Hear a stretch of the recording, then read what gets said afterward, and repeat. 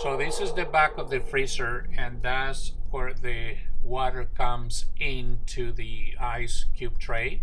And as you can see, there is ice built up in there. So it's blocking the line. So let's fix it. So this is hot water in a spray bottle, and that's how we're going to melt the ice in the line.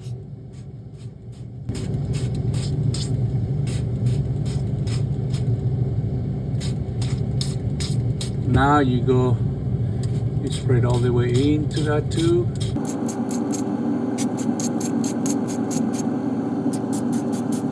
See here, it already melted right here, but there is still some ice in there.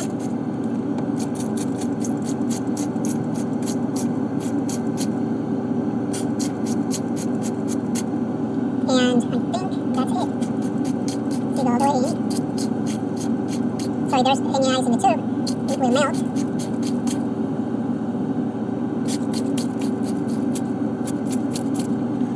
Okay, so you can see it's all clean.